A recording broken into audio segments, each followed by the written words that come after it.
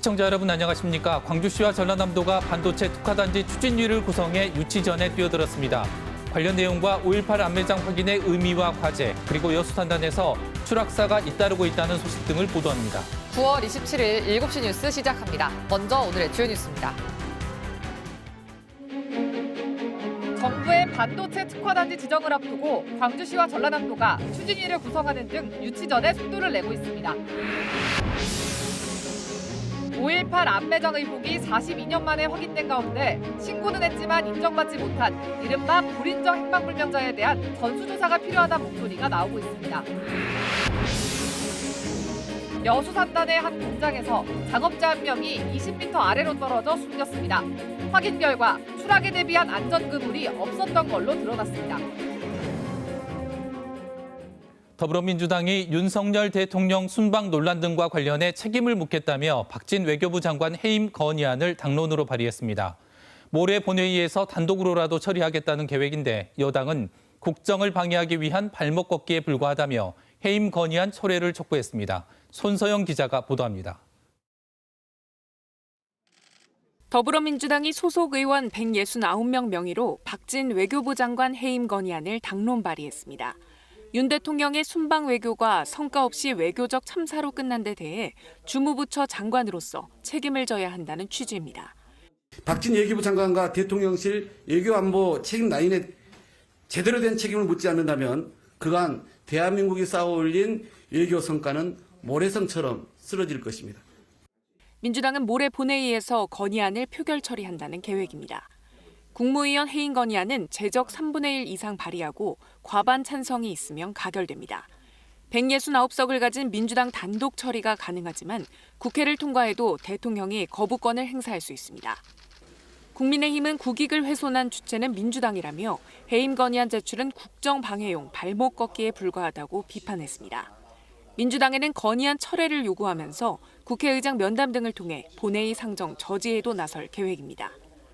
국회에서 절대 다수 의석을 차지한 민주당은 걸핏하면 국무위원들에 대한 탄핵 해임을 조자룡 헝칼 쓰듯 꺼내고 있습니다.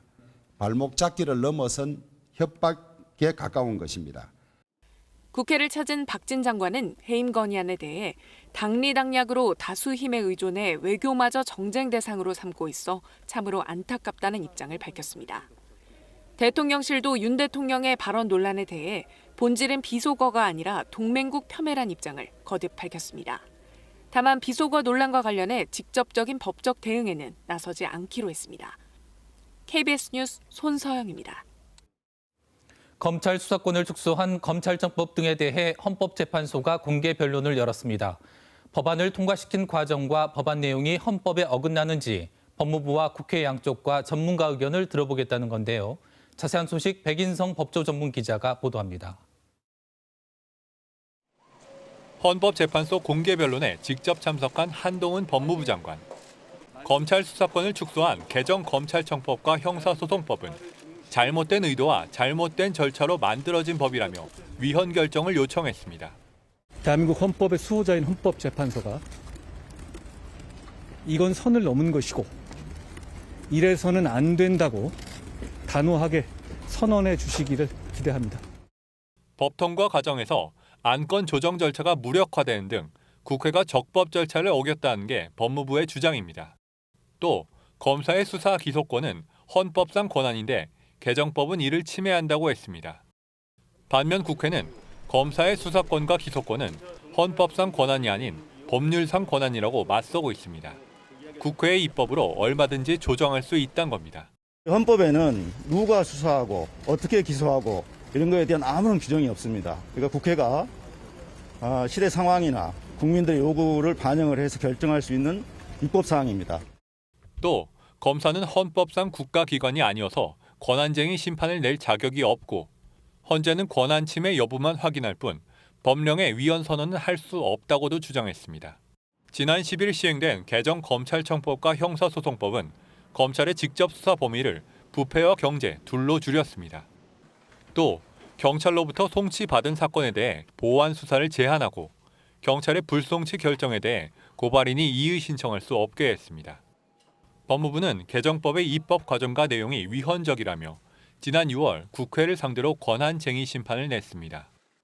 법무부가 국회를 상대로 권한쟁의 심판을 내고 장관이 직접 변론에 출석하는 건 모두 이번이 처음입니다. KBS 뉴스 백인성입니다. 2달 전 총격으로 숨진 일본 아베 전 총리의 국장이 오늘 일본 도쿄에서 열렸습니다. 국장에는 미국 해리스 부통령과 한덕수 국무총리 등 각국의 조문단이 참석했습니다. 도쿄 지종익 특파원의 보도입니다. 도쿄 일본 무도관에서 아베 전 총리의 국장이 거행됐습니다.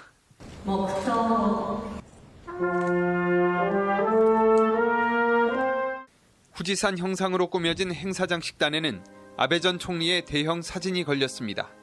그의 생전 활동 모습을 담은 영상이 흘러나오고 기시다 총리와 스가 전 총리 등의 추도사가 이어졌습니다.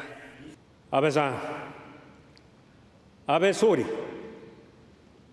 お疲れ様でした。そして本当にありがとうございました。どうか安らかにお休みください。 아베의 가족과 일본 정계 인사들에 이어 해외 각국에서 방일한 조문 사절단도 식단에 헌화했습니다.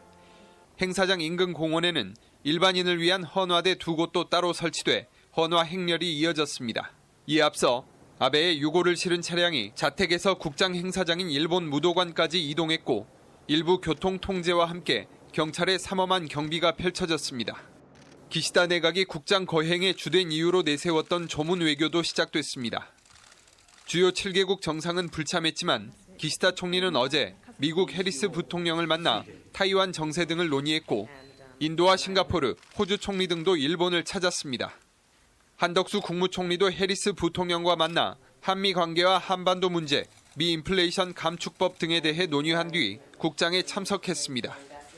연일 계속되고 있는 아베 전 총리 국장 반대 집회는 오늘 또 도쿄 도심 곳곳에서 열렸습니다. 도쿄에서 KBS 뉴스 지종익입니다. 광주시와 전라남도가 반도체 특화단지 유치에 속도를 내고 있습니다. 지역 주력 산업인 인공지능과 에너지를 연계해 반도체 기업을 유치하겠다는 전략인데요. 부지 무상 공급과 지방세 감면 등 파격적인 우대 정책도 내세웠습니다. 보도에 최혜진 기자입니다. 광주 북구와 광산구, 전남 장성군에 걸쳐 조성된 첨단 3지구 산업용지입니다. 인근에 40만 킬로와트급 전력망이 있고 장성호와 담양호를 이용해 하루 27만 톤의 용수 공급도 가능합니다.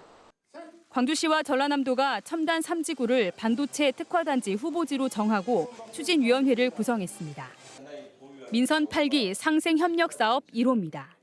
이 반도체 특화단지 유치와 반도체 산업 육성이라는 시즌2를 광주 전남이 공동으로 추진해 간다는 점이 참으로 가슴 벅차고 공동추진위원장은 반도체 대기업 사장 출신의 김종갑 전 한전 사장과 정성택 전남대학교 총장.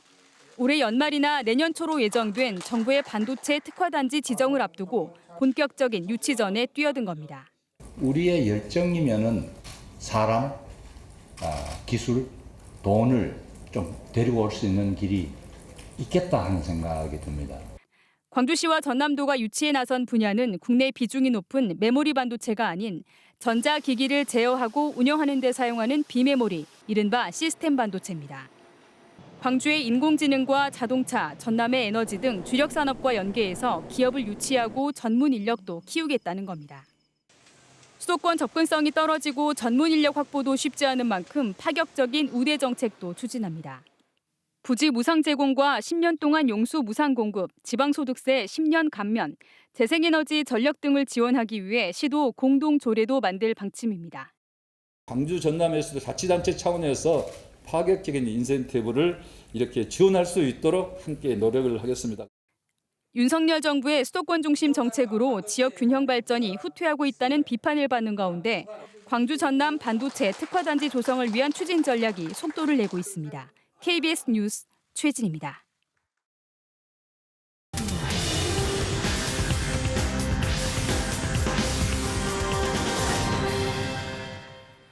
윤석열 대통령이 해외 순방 중에 비속어 논란과 관련해 사실과 다른 보도로 동맹을 훼손했다는 입장을 내놨습니다. 여야는 거짓 해명과 언론 탓이라며 팽팽하게 맞서고 있는데 주요 정치연한 오승용 킹핀 정책 리서치 대표 모시고 이야기 나눠보겠습니다. 대표님 안녕하세요. 네, 안녕하십니까. 윤 대통령의 해명이 책임 공방으로 이어지면서 문제가 더 꼬여가는 양상입니다. 어떻게 보십니까? 일단 대통령실에서는 순방 외교 현장에서 윤 대통령이 이 동맹국 미국을 폄훼하는 듯한 발언을 했다고 기정사실화하는 것이 문제의 본질이다. 라며 공세적으로 나오기 시작했고요. 이에 대해서 민주당 쪽에서는 적반하장이라며 대통령의 사과를 요구했습니다. 외교 난맥상의 책임을 물어 박진 외교부 장관에 대한 해임 건의안도 제출을 한 상태입니다. 다행히 미 백악관이 우리 정부 측 해명을 수용하고 문제 삼지 않기로 함으로써 한미 간의 외교 마찰로 이어지지는 않았는데요. 이 문제는 정치적 공방 소재로 삼을 것이 아니라 국과수 등의 공신력 있는 기관의 음성 분석 의뢰해서 팩트를 정확히 밝혀 부적절 발언을 했다면 대통령이 사과를 하고 네. 그것이 없었다면 이를 왜곡 보도한 쪽에서 책임을 지면 될 일이라고 봅니다. 네. 이렇게 논란이 커지면서 급기야 영상기자단이 입장문까지 발표했어요. 네, 그렇습니다. 대통령의 비속어 발언을 영상 취재하는 과정에서 어떠한 왜곡 짜깁기도 없었음을 분명히 밝힌다라고 얘기를 했고요. 엠바고 해제 이전에 대통령실 풀단에서는 어떤 영상도 외부로 유출하지 않았다면서 취재 행위를 왜곡하고 엠바고 해제 이전에 영상이 유출된 경위에 대해서 철저한 진상 규명도 요구를 했습니다. 결국 이 성명서를 요약해보면 엠바고 해제 이전인 6시 28분에 풀 영상이 12개 방송사에 송출이 되었고요. 이후에 국민의힘에서는 민주당 비서관에게 유출되어서 SNS에 유통되었다고 하고 박홍근 원내대표가 9시 반에 대통령 발언을 비판하는 발언이 나왔습니다. 결국 해당 비서관을 조사해 보면 어느 방송국에서 영상이 유출되었고 국민의힘 측에서 주장하듯이 정원 유착이 있었는지의 여부도 밝혀질 수 있을 것 같습니다. 네. 이준석 전 대표가 제기한 가처분 심리와 윤리위 개최가 내일로 다가왔습니다. 어떤 결정이 내려지던 파장이 클 것 같은데 어떻게 전망하십니까? 네, 두 가지 변수가 있을 것 같습니다. 우선 첫 번째로 성상납 의혹에 대한 경찰의 수사가 공소시효 만료와 증거 불충분을 이유로 불송치 결정된 부분이 아마 재판부의 어떤 판결에 영향을 미치는 첫 번째 요인일 것 같습니다. 다른 하나는 이번 가처분 재판부가 지난 가처분 재판부와 동일하다라는 것입니다. 따라서 지난 비대위원장 직무 정지 당시의 상황 판단, 즉 비상 상황이 아니라는 재판부의 판단이 단순히 당원 규정, 예컨대 최고위원 3분의 2 사퇴 규정에 의해서 해소되었다고 볼 것인지 아니면 여전히 당원이 선출한 대표를 대의기구에서 면직시키는 것이 과연 타당한 것인지에 대해서 재판부가 판단을 할 수 있을 것 같습니다. 이 가처분 판정이 워낙 판사의 재량에 의해서 좌우되는 경향이 있기 때문에 예측이 굉장히 어렵긴 합니다만 현재 국민의힘 비대위에서 상당히 긴장하고 있는 것을 보면 현장의 분위기를 간접적으로 감지할 수는 있을 것 같습니다. 네. 더불어민주당은 이재명 대표 체제가 출범한 지 내일로 한 달을 맞습니다. 어떻게 평가하십니까? 저는 친정 체제가 출범했다라고 비판적으로 보는 분들도 많은데 그것에 장점이 또 있다고 봅니다. 충성도가 높고 일사불란한 당무가 가능하다라는 장점인데요. 일단 최고위원만 하더라도 한 명을 제외하고 전원이 친명계 최고위원이라고 할 수가 있을 거고요. 복심인 정진상 정무조정실장을 비롯해서 사무총장 그리고 사무부총장, 정책위 의장 모두 지난 대선과 전당대회 캠프에 함께했던 의원들이 포진돼 있는데 아직 이들의 시너지 효과는 나오고 있지 않은 것 같습니다. 그리고 민생을 계속 강조하고 있긴 하지만 이재명 대표의 사법 리스크를 방어하는데 당의 에너지를 너무 많이 쓰고 있어서 실질적인 민생고 해결에 좀 미흡한 거 아니냐라는 비판적인 목소리도 나오고 있고요. 혁신이 조기 출범 등 전대에서 약속한 이기는 민주당을 만들기 위한 조치들은 아직 한 달이라서 그런지 시작하고 있지 못한데요. 앞서 말씀드렸듯이 한 달밖에 안 되는 기간에 섣부른 판단은 좀 이르지만 좀 분발이 필요한 건 사실인 것 같습니다. 네, 민주당이 오는 30일 전남에서 예산정책협의회를 개최할 예정입니다. 지역 주요 현안 예산 확보 어떻게 가능할까요? 어제 경기도에서 예산정책협의회와 최고위 회의를 개최했습니다. 30일에는 전남과 광주에서 예산정책협의회를 개최할 예정인데요. 일단 예산 편성의 주체는 광주광역시와 전라남도이기 때문에 지자체의 어떤 발전의 비전과 정책 개발이 중요하다라고 얘기할 수 있을 것 같고요. 민주당이 이 과정에서 할 수 있는 일은 지자체가 기재부를 설득하는 데 실패했던 부분, 그리고 예산 반영이 적게 된 부분들, 이런 부분들을 증액하는, 뒷받침하는 역할이 민주당이 정책협의회를 통해서 해야 될 역할일 것 같은데요. 일단 전남의 경우에는 초강력 레이저 연구시설, 그리고 폭력발전보급 촉진 특별법 처리를 요청을 하고 있습니다. 그리고 광주 완도 고속도로 1단계, 그리고 국도 77호선 노선에 대한 예산 증액, 이 부분들을 민주당 측에서 좀 협조해 줄 것을 요청하고 있는데, 아마 이런 부분들을 중심으로 예산정책협의회 현안 사업 논의가 이루어질 것 같습니다. 네, 광주시 의회가 산하기관의 인사청문 대상을 확대하는 대신에 일부를 비공개하는 방안을 검토해서 논란이 되고 있다죠? 네, 최근에 지방자치단체가 주민자치가 아니라 캠프자치가 아니냐라는 그런 비판적인 목소리가 나오고 있습니다. 선거 때 캠프에 참여했던 인사들이 산하기관에 낙하산으로 가는 그런 사례들이 많아서 그런 말들이 나오고 있는 것인데요. 그만큼 산하기관장에 대한 인사청문회가 중요합니다. 일단 대상 기관을 늘렸다는 것에 대해서는 칭찬을 해야 할 수 있는 부분인 것 같습니다. 좀 더 많은 기관에 대한 인사청문회가 필요할 것 같고요. 그렇지만 정책 능력에 대한 검증이 자질 검증이라면 윤리적 도덕적 문제에 대한 검증은 자격 검증이라고 할 수 있는데, 자질 검증만 하고 자격 검증을 하지 않는다는 것은 현재의 어떤 역관제의 상황 속에서는 자칫 반쪽짜리 청문회가 될 우려가 있기 때문에 이 부분들은 다시 원점에서 재검토해서 대상도 늘리고 공개 범위도 넓히는 방향으로 검토하는 것이 저는 지방자치 취지에 맞다고 생각합니다. 네, 말씀 잘 들었습니다. 네, 감사합니다. 지금까지 오승용 킹핀 정책 리서치 대표였습니다. 42년 만에 밝혀진 5.18 안매장 시신의 신원이 행방불명자 명단에 있던 20대 남성으로 밝혀졌죠. 이처럼 안매장 희생자는 80년 당시 행방불명된 시민일 가능성이 큰데요. 신고는 했지만 인정을 못 받은 불인정 행방불명자도 150여 명에 이릅니다. 철저한 의혹 규명을 위해선 이들에 대한 전수조사도 시급해 보입니다. 양창희 기자입니다. 국립 5.18 민주묘지에 있던 무명열사의 묘. 5.18 41년 만인 지난해에야 묘의 주인이 신동남 씨로 확인됐습니다. 신 씨의 가족은 1993년 행방불명 신청을 했지만 증언이 충분치 않다는 이유 등으로 인정을 받지 못했습니다. 5.18 조사위원회가 당시 진료 기록 등을 토대로 신 씨가 묘역에 있을 거라고 추정한 뒤 동생의 DNA와 대조하고서야 희생 사실을 확인했습니다.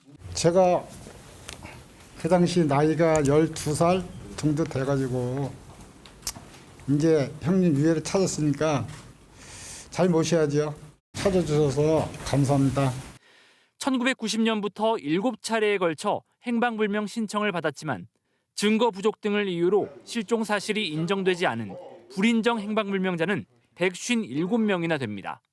그 뒤 추가 조사가 이뤄져 신동남 씨처럼 5.18과의 관련성이 확인될 가능성은 얼마든지 있습니다. 안매장 희생자를 더 찾기 위해서는 이런 불인정 행방불명자 가족의 DNA까지 전수 채취하고 광주 교도소 등에서 발견된 유골과 대조하는 작업이 시급하다는 목소리가 그래서 나옵니다. 세월이 흐르면 흐를수록 이제 더더욱 찾기가 더 힘들게 되겠죠. 어딘가에 유골이 나와도 DNA가 없으면 어떻게 할 거예요, 이거를. 진상조사위원회도 단기간에 끝날 것이 아니라 계속 이 활동을 해줬으면 하는 바람이고. 5.18 조사위원회는 불인정 행방불명자 가운데 70여 명의 가족에 대해서는 DNA 채취를 마쳤지만 나머지 80여 명의 가족들은 연락처를 추적하고 있습니다. KBS 뉴스 양창희입니다.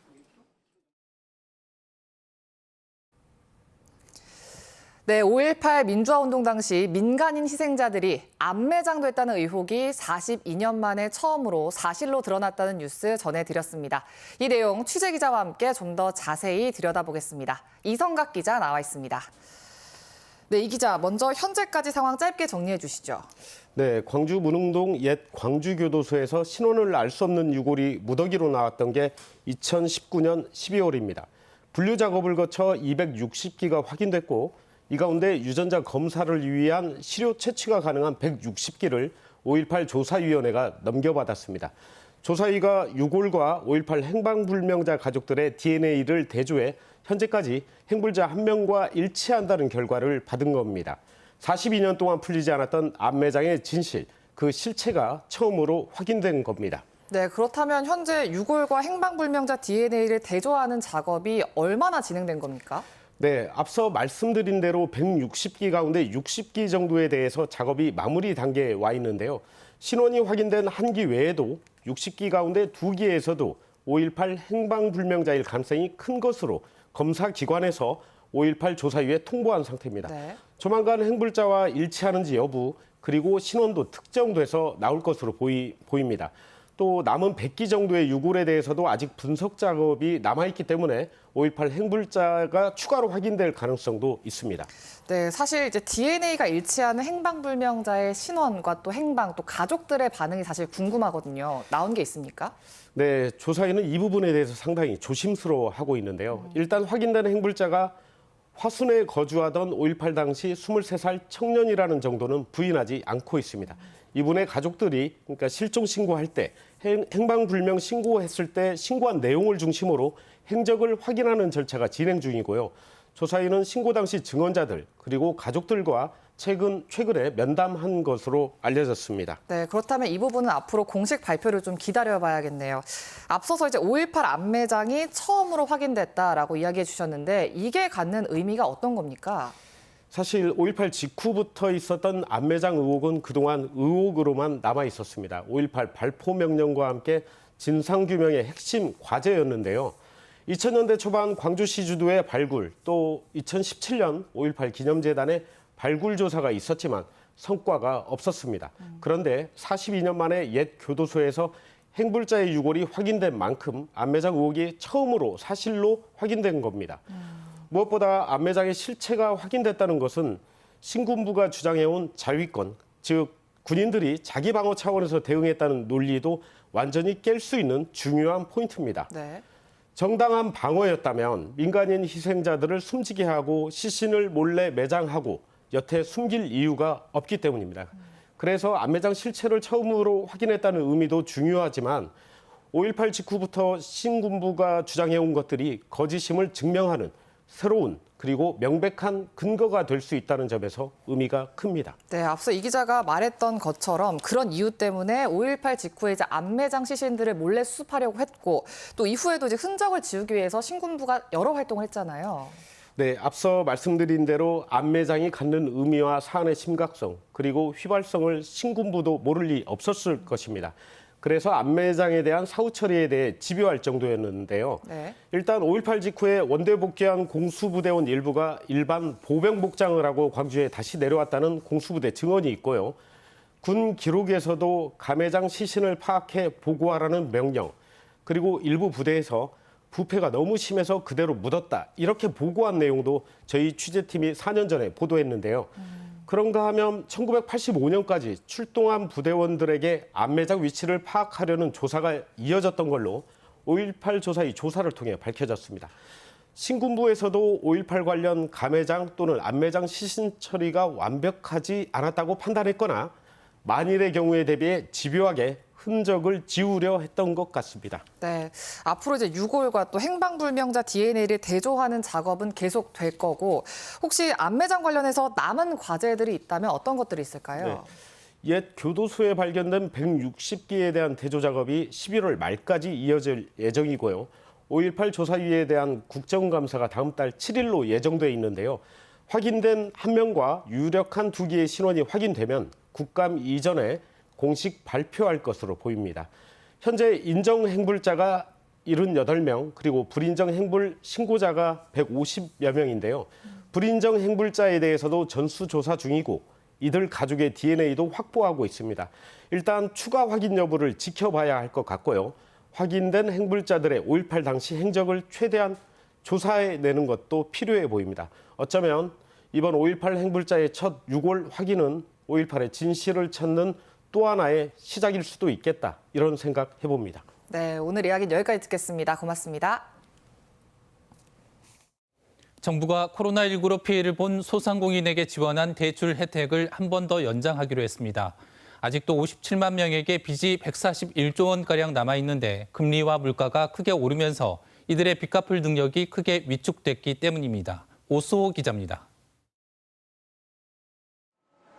금융당국이 이번 달 말 종료 예정이던 소상공인 대출 만기 연장과 원리금 상환 유예 조치를 다시 연장하기로 했습니다. 2020년 4월부터 시작돼 6개월 단위로 4차례 연장됐는데 한 번 더 시간을 주기로 한 겁니다. 그동안 362조 원 정도의 대출에 대해 만기를 늘리거나 원리금 상환을 미뤄줬는데 6월 말 기준으로 아직 141조 원가량이 남아있는 상태입니다. 대상자는 57만 명에 이릅니다. 이번 만기 연장은 최소 6개월 단위로 길게는 3년까지, 상환 유예는 최대 1년 동안 가능합니다. 김주영 금융위원장은 이번 조치가 단순히 부실을 미루는 게 아니라 근본적인 상환 능력 회복을 돕는 조치라고 설명했습니다. 지난 4월부터 거리두기 조치가 해제되면서 소상공인 영업이 정상화되고 있지만 고금리와 고물가 탓에 회복에 시간이 걸리고 있다는 게 금융위의 진단입니다. 금융위는 예정대로 조치를 종료할 경우 많은 사람이 채무 불이행에 빠질 우려가 있다고 밝혔습니다. 이렇게 되면 은행 등 금융권이 부실을 떠안게 돼 금융 시스템에 위험이 생길 수 있다고 설명했습니다. 금융위는 이번 조치가 끝난 뒤 만기 연장과 상환 유예를 재연장할 계획은 없다고 설명했습니다. 특히 이 가운데 신용불량 위험이 있는 소상공인의 경우 이미 마련된 새출발 기금을 통해 빚을 장기 분할 상환해주거나 탕감해줄 계획이라고 덧붙였습니다. KBS 뉴스 오수호입니다. 여수 국가산업단지 한 공장에서 작업자 한 명이 추락해 숨졌습니다. 추락 대비용 안전시설만 설치했다면 막을 수 있었던 사고로 보입니다. 김호 기자입니다. 합성 수지 공장의 제품 저장고입니다. 시설 옆 난간의 한쪽 면이 허공으로 뚫려 있습니다. 20m 아래 바닥에는 안전 헬멧과 작업화가 놓여 있습니다. 난간 설치 작업을 하던 67살 박모 씨가 추락해 숨진 겁니다. 추락 사고 현장입니다. 사고 당시 작업자 3명이 난간에서 작업하고 있었는데 추락을 막을 안전 그물은 설치돼 있지 않았습니다. 박 씨는 추락 방지용 안전고리를 몸에 걸고 있었지만 작업 도구를 가져오려고 잠시 풀었다가 발을 헛디디면서 바닥으로 추락한 것으로 알려졌습니다. 최근 광양산단에서 잇따른 추락 사고로 작업자 2명이 숨진 데 이어 여수에서는 화학물질이 노출되는 등 크고 작은 사고가 끊이지 않고 있습니다.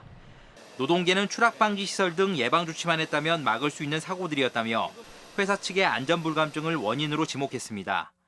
원청 그리고 이제 작업을 수행하는 이 업체들이 안전 관리에 대한 이 투자와 그리고 실질적인 인력을 배치하고 하는 과정들이 더 확충돼야 된다 이렇게 봅니다. 경찰은 이번 사고와 관련해 안전관리자 현장 배치 여부 등 충분한 예방 조치가 이루어졌는지를 회사 관계자들을 불러 조사할 방침입니다. KBS 뉴스 김호입니다. 광주에서 주차된 차에 잇따라 불을 지른 40대가 경찰에 붙잡혔습니다. 불을 지른 차량이 나흘 동안 석 대나 되는데 이유를 듣고 보니 황당합니다. 김혜린 기자가 취재했습니다. 어두운 주택 골목길. 한 남성이 주차된 차 주변을 서성이더니 불을 붙이곤 달아납니다. 잠시 뒤 시뻘건 불길이 솟아오르고 이를 발견한 행인이 다급히 소방서에 신고합니다. 전날 불이 난 곳에서 얼마 떨어지지 않은 주택가가 희뿌연 연기로 가득 찼습니다. 골목길에 세워진 차량에서 또 불이 난 겁니다. 처음에 나기 전에 뭔가 터지는 엄청 큰 소리였고 한 번 났다가 또 두 번째로 엄청 크게 나가지고 나가보니까 그 차가 다 불이 타 있었고 인근 주민이 소화기로 불을 꺼 더 큰 피해를 막았습니다. 현장엔 아직도 불에 탄 흔적이 이렇게 남아 있는데요. 불붙은 차는 주택 담벼락 바로 옆에 주차돼 있어서 자칫하면 주택 화재로 번질 수 있었습니다. 이틀 연속 방화 의심 신고가 잇따르자 수사에 착수한 경찰은 불을 지른 뒤 인근을 배회하던 40살 김모 씨를 긴급 체포했습니다. 김 씨는 경찰 조사에서 지난 23일부터 나흘간 광주 남구 일대에서 길에 세워진 차량 3대에 불을 질렀다고 진술했습니다. 돈을 잃고 화가 났다는 게 이유였습니다. 자기가 돈을 잊어가지고 그 자기 생각대로 수사가 안 이루어져가지고 이제 불만을 품어가지고 그에 대한 그 분노 조절을 못해가지고 방화를 막 일으키고 그랬나 봐요. 경찰은 김 씨에 대해 구속영장을 신청하는 한편 정확한 범행 동기와 사건 경위를 조사하고 있습니다. KBS 뉴스 김혜린입니다. 이번에는 전남 동부와 서부권 소식 알아봅니다. 오늘은 먼저 순천 연결합니다. 조혜린 앵커, 전남 지역 의대 유치 토론회가 순천에서 열렸다고요? 네, 그렇습니다. 전남도 의과대학 유치를 위한 토론회가 순천대학교 8호홀에서 열렸습니다. 오늘 토론회는 서동욱 전남도의회 의장과 고영진 순천대 총장을 비롯해 의과대 유치 특별위원 등이 참석해 의대 유치 필요성과 유치 방안을 논의했습니다. 발제를 맡은 박기영 순천대 교수는 의사인력 수도권 편중으로 의료 서비스 불균형이 심화하는 가운데 시설 부족과 서비스 만족도가 낮은 전남의 취약한 의료 현실에 대하는 의과대학 설립이라고 강조했습니다. 전남도 의과대학 유치 대책위는 다음 달 6일 목포대학교에서 2차 토론회를 열 계획입니다. 제3회 순천만 국가정원 화훼장식 경진대회가 순천만 가든마켓에서 열렸습니다. 정원문화 확산을 위해 산림청과 전라남도 후원으로 마련된 경진대회는 전문가와 일반인, 학생부로 나뉘어 치러졌습니다. 전문가부 대상인 산림청장상에는 플로리스트 정범비 씨의 출품작 자방이 선정됐고 일반부와 학생부 대상인 전라남도 지사상은 김희준, 남윤희 씨가 각각 수상했습니다. 국립해양수상박물관 유치 경쟁이 치열한 가운데 여수 지역 시민사회단체들이 여수가 박람회장의 최적지라고 주장하고 나섰습니다. 사단법인 여수선언실천위원회는 성명서를 내고 청소년 해양교육원과 국립여수해양기상과학관을 갖춘 여수 세계 박람회장이 해양수산박물관 건립의 최적지라고 주장했습니다. 여수 지속가능발전협의회도 보도자료를 내고 전라남도는 여수와 남해를 중심으로 신해양 환경수도를 구축하겠다는 약속을 실행하는 발판으로 여수를 건립장소로 선정해야 한다고 주장했습니다. 평일에만 적용되던 여수 검은항로 반값 운임이 주말과 공휴일까지 확대됩니다. 여수시는 오늘부터 여수 검은항로를 이용하는 일반인의 여객 운임 50%를 날짜에 상관없이 연중 지원하기로 했다고 밝혔습니다.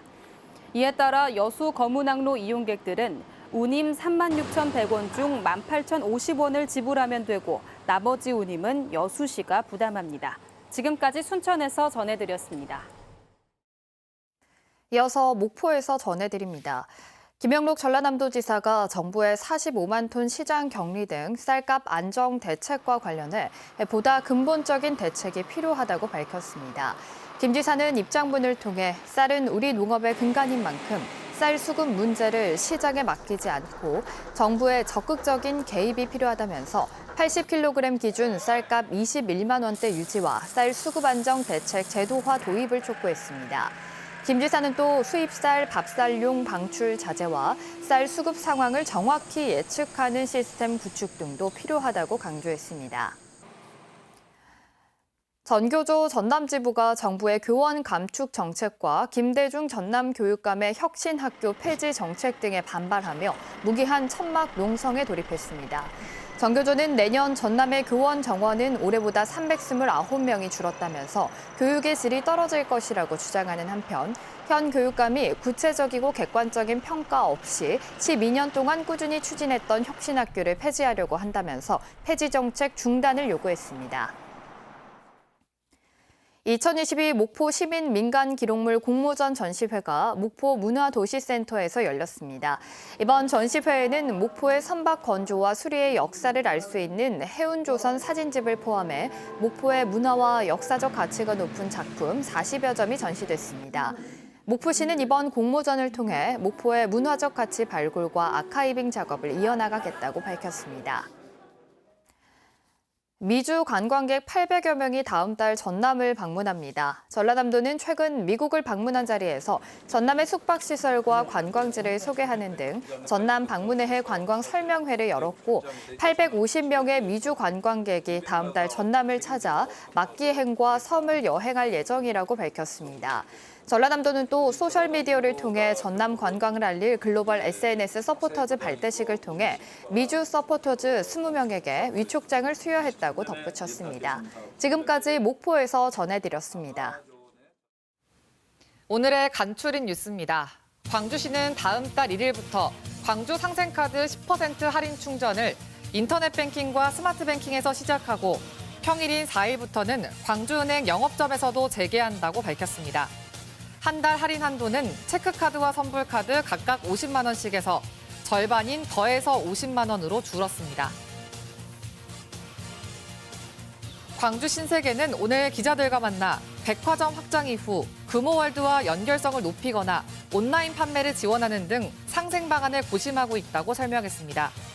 광주 신세계는 인근 이마트 부지에 기존 4배 규모의 백화점을 새로 짓기 위해 도로 선형 변경을 포함한 지구 단위 계획 변경 신청서를 이번 주 광주시에 제출할 예정입니다.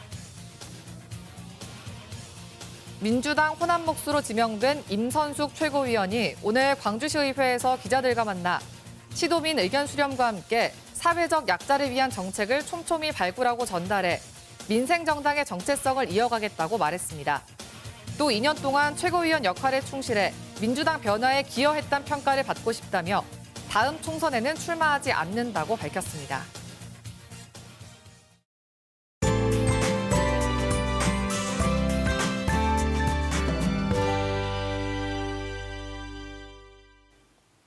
하루에도 두 계절이 오가고 있습니다. 아침에는 선선한 기온이 감돌았지만 한낮에는 늦더위가 기승을 부렸는데요. 오늘 광주가 28.6도까지 올라 다소 더웠습니다.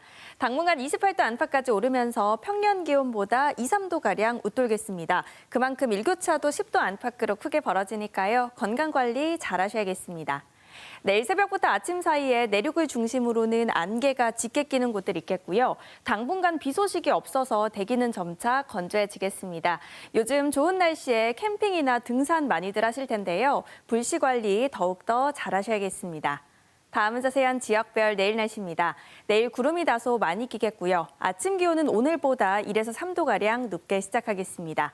한낮 기온은 화순과 나주 27도로 다소 덥겠습니다.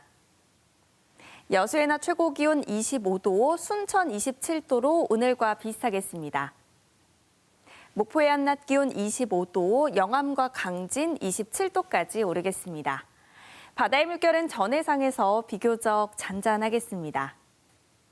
주 후반에 늦더위가 절정을 보이겠고요. 일요일부터 차차 흐린 하늘 보이겠습니다. 날씨였습니다. 9월 27일 7시 뉴스를 마칩니다. 시청해주신 여러분 고맙습니다.